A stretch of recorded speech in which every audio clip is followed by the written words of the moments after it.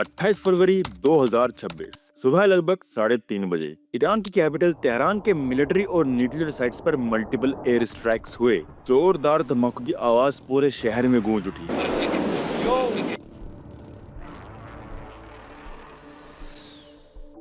और इसी पहले हमले में लगभग 150 लोगों की मौत की खबर सामने आई। इन 150 लोगों में ईरान के सुप्रीम लीडर अयतुल्ला अली खमीनी, उनकी बेटी, दामाद, पोती और उनकी वाइफ भी शामिल हैं। और ज्यादातर लोग मिलिट्री के ऑफिसर्स थे। ईरान में इतने बड़े हादसे के बाद ईरानियन गवर्नमेंट ने 40 दिन का शोक का ऐलान किया और अयतुल्ला अली की मौत का रिएक्शन देश में मिक्स दिखाई दिया। कुछ शहर जैसे तेहरान, मशहद और इस्फहान में लोग रोते हुए और दुख में नजर आए, लेकिन वहीं कुछ और इलाकों में लोग हंसते हुए और जश्न मनाते हुए नजर आए। फिर 1 मार्च को ईरान पर दोबारा एयर स्ट्राइक्स हुए और इस बार मौत का आंकड़ा और बढ़ गया। रिपोर्ट्स के मुताबिक इस हमले में लगभग 300 लोगों की मौत की खबर सामने आई। उसके बाद 2 मार्च को एक और बड़ा हमला हुआ। इस बार मिनाब शहर के गर्ल्स स्कूल पर अटैक हुआ और इस इंसिडेंट में लगभग 165 मासूम बच्चों की मौत की खबर सामने आई और 3 मार्च तक लगातार स्ट्राइक्स जारी रही। इन स्ट्राइक्स में 750 से ज्यादा लोग अपनी जान गंवा चुके हैं। रिपोर्ट्स के मुताबिक ये हमले इजराइल और यूएस की फोर्स ने मिलकर किए हैं।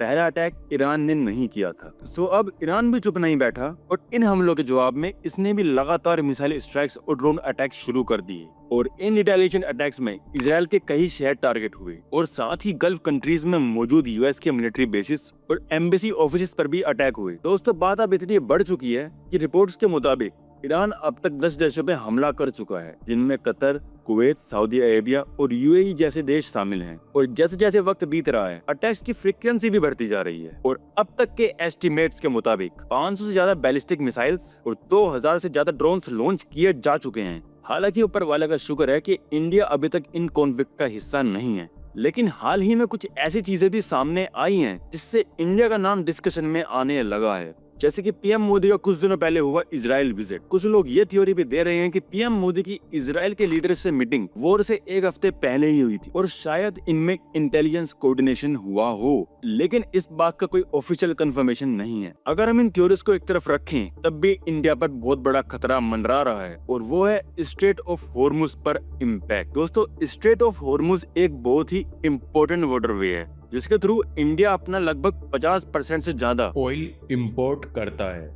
और अगर इस रूट पर वॉर की वजह से कुछ भी डिसरप्शन होता है तो इंडिया के ऑयल सप्लाई पर सीधा सीधा इम्पैक्ट पड़ेगा। और अगर ऑयल सप्लाई इम्पैक्ट होती है तो सबसे पहला इम्पैक्ट होगा फ्यूल के प्राइसेस बढ़ जाना। और दोस्तों, एक बात ध्यान रखिएगा, फ्यूल महंगा होना मतलब सिर्फ पेट्रोल और डीजल का महंगा होना नहीं होता। फ्यूल प्राइसेस बढ़ने का मतलब होता है देश में महंगाई बढ़ना, क्योंकि अगर फ्यूल प्राइस बढ़ा तो ट्रांसपोर्टेशन कॉस्ट बढ़ जाएगी और अगर ट्रांसपोर्टेशन कॉस्ट बढ़ती है तो हर प्रोडक्ट का प्राइस बढ़ जाता है और इसका सीधा सीधा असर पड़ता है आम आदमी की जेब पर। और इसका ट्रेलर अब हमें दिखना भी शुरू हो गया है, जैसे तेजी से बढ़ते क्रूड ऑयल प्राइसेस। जहां वॉर से पहले ऑयल का प्राइस लगभग $72 पर बैरल था, वहीं अब बढ़कर $90 पर बैरल के आसपास पहुंच गया है। और इसका एक बड़ा रीजन है स्ट्रेट ऑफ हॉर्मुज पर बढ़ता टेंशन। दुनिया का लगभग 20% क्रूड ऑयल इसी रूट से गुजरता है और वॉर की वजह से इस रूट पर टैंकर मूवमेंट और इंश्योरेंस कॉस्ट दोनों पर ही प्रेशर बढ़ गया है। अब क्योंकि इंडिया भी अपना majority crude oil middle east से इंपोर्ट करता है,